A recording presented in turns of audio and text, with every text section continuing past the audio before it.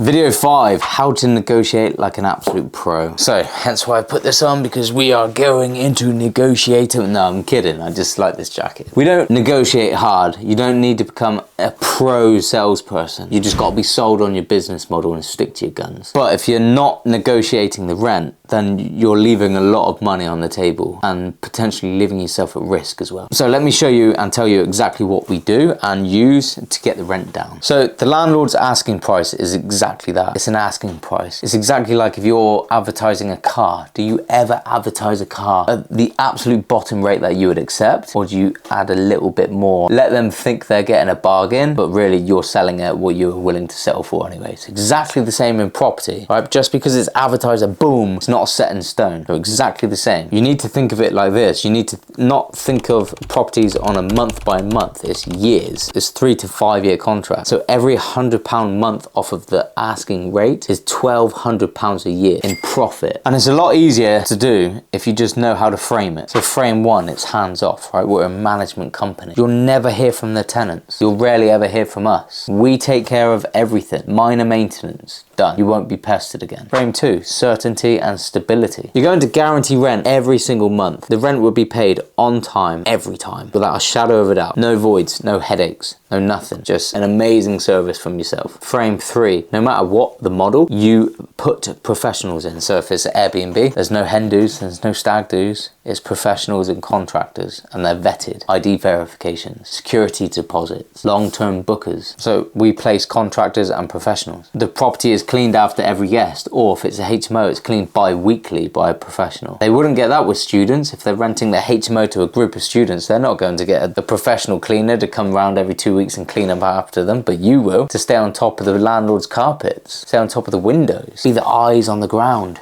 for you as well. So typical objections are, we've already had 3 offers. Straight away you can say, okay, but I'd rather pay slightly less and keep this long term. Are you looking for a long term let, or for a tenant to potentially jump around for the next cheaper property? Or the landlord might say the rent's non-negotiable, I want the full rent. I get that, totally understand, but with us there's no fees, there's no management fees, there's no voids, no maintenance calls at 11 PM on a Saturday night. The net in the long term is actually better for you because there's 0 voids, no refurbs. A family might move in and then next year move out at November, and actually it would be harder for that landlord to find a tenant before Christmas because families don't like to move before Christmas. So actually that would be possibly a 2-month void. So that could be £4,000 gone. Here is a fine example. So Stuart, the property he took on, that was advertised at £3,000. And when I teach my students to do the due diligence, he needed to make an offer of $1,850 on a very conservative basis as well. I like to play it conservative because when my students get the properties, and they do, even at a very conservative level, they make a lot of money. You can't be playing it slightly risky. These are 3 to 5 year contracts that we need to lock in and deliver on, because that's what we say. So it has to be conservative. It needs to be a win-win situation. So this property was advertised for 3 grand. I said to Stuart, offer 1850, but